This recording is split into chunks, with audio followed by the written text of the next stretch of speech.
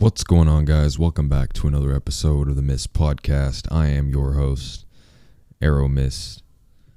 Today, I'm going to talk about changing the conversation inside of our heads. I think this is a very imperative conversation because not many of us are taught from the get-go how and what we can do to help change the conversation. It feels like we become enslaved to the thoughts, and they just happen, and you just are just like, huh?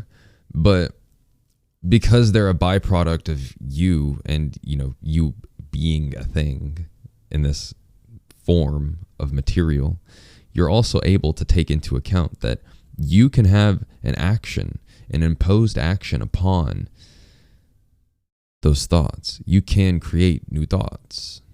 You can create new thought patterns and change the way that thoughts that come out are not just going to be thoughts that are not what you want them to be. There is a practicality to formatting the general understanding of the brain. And this doesn't have to be with anything too deep other than thinking. If you want to begin to change how something works, then you have to start using it, because then you have to understand it. And if that is like an inert mechanism inside of your brain, it's probably really important that you take the time to just think. Stop doing a bunch of things for a minute. The only way that you can accomplish anything with changing the conversation is going to be laying down whatever is forwarding the conversation.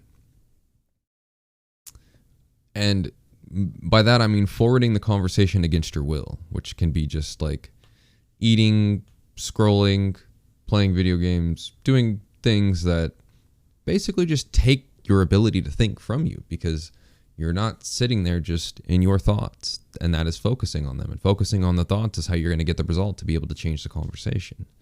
So if I'm going to go in and I'm going to attempt to change the conversation, I have to just begin to understand my thoughts as they are. And then I have to understand what I do from there. So let's say I don't like how something is coming out. I don't like the conversation. And well, then I need to understand where those ideas come from, who they're from, why they exist, why are those thoughts happening. Because that's when you're going to find answers that you're actually wanting. What do I do from there? Let's say you're rummaging through self-destructive thoughts and you're trying to change the patterns. It's probably ideal for most. You're going to have to sit with those thoughts for a minute. You might have to think through them, right?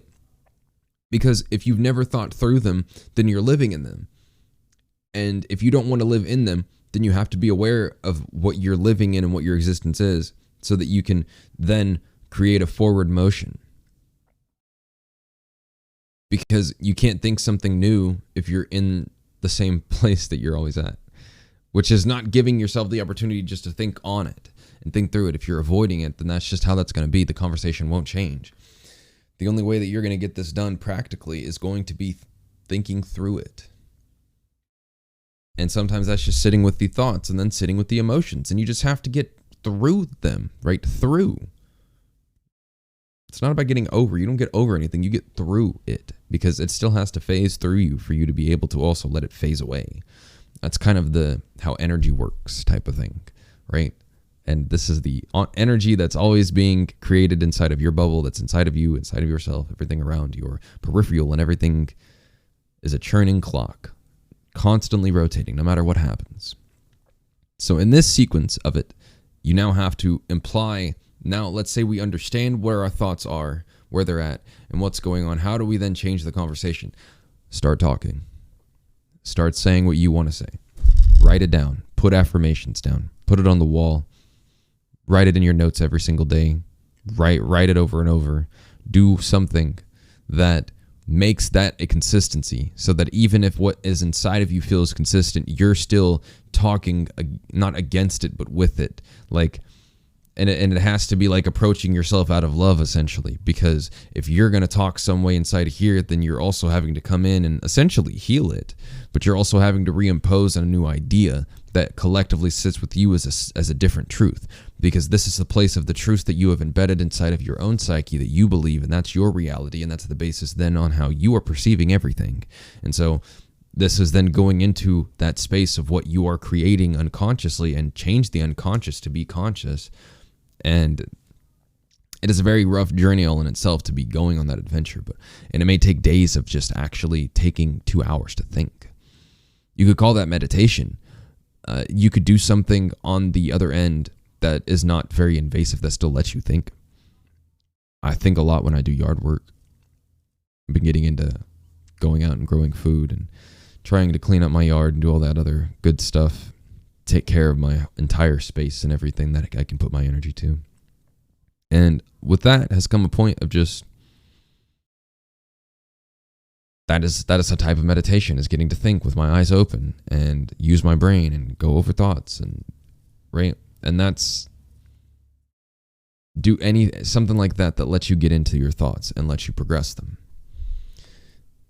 Then you also have to take into account of having a forward motion in what you're going to think about. If you sit yourself back speaking the same things, and you're always going to be speaking in the same world. So your feelings are also a conduit to the thoughts. And so you have to remember that if you're trying to think new things, then you also have to be feeling new things on top of the thoughts that you're trying to think. Otherwise, the feelings are going to be, if the feelings are associated with the negativity inside of the bubble, and you're trying to impose now a forward conversation in a positive way, then you also have to forward the motion with positive emotions. Otherwise, you're not going to have a full fluidity of rolling down the river so that you can get to a different stopping point that might be better for you, for your perspective and your point of view. Now, for me personally, writing down different affirmations has been a very big help. And because now every time that becomes a frame of my reality, it becomes a frame of what I'm looking at. And it becomes a frame on how I'm also taking in new truths, because that's the truth I'm then dignifying to myself in my world, and saying that that's what my life is, or what it will continue to be, is that I am only what I dignify myself to be.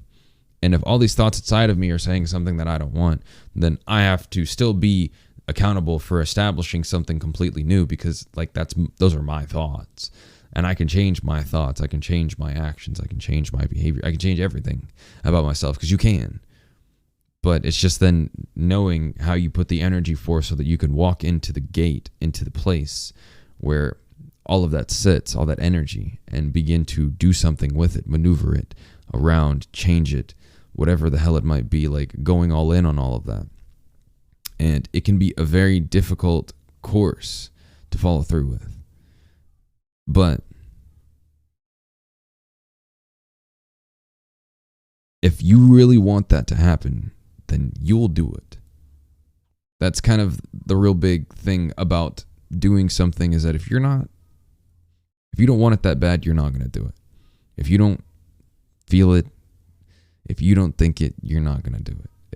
If you don't want to feel better, and you don't want to think happier, if you don't want it, then you're not going to go do it. So understand that this, as a guide by any means, as a small guide even, because this video is not going to be very long, is only going to get you so far if you don't want to do it.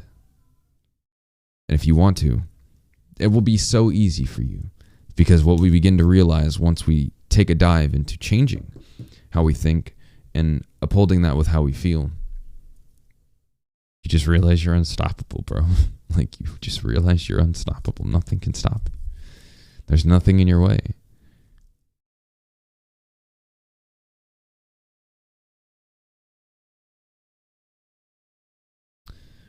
So now it's up to you. I'm going to close this out. Thank you guys so much for the support, for the love. I say it's a podcast. It was only fucking 10 minutes. But maybe eventually I'll just scrunch a bunch of them together before I post it, or I'll post it as a 10-minute video. I don't really know. You know what I mean? But links down in the description, aramis.xyz, for whatever I got going on, the music, all that kind of stuff. We got a show coming up soon. I don't know if this will be uploaded after or before that, so I'm not even going to mention that. But trying to get more shows going on in different places. And I'm always down to have conversations, take topic suggestions. If you have anything, you can always DM me on any of my social medias. Be like, hey, can you talk about this topic? I have this question I want to answer. You know, I can go into whatever. So throw them at me. Changing the conversation inside of your head is not that difficult. It's pretty straightforward. If you want it, then you will sit there and you will write, or you will think differently. You will begin to understand that you have to impose the word. You have to begin to speak out of the spirit. You have to guide with that. And if you lead with that, then all the words and all the truths that everyone else tried to feed you from any other place are going to become extremely redundant and non-inclusive, because you don't want to live by, at the end of the day, something that's not you. So live by you and find you. And I will catch you guys on the next one.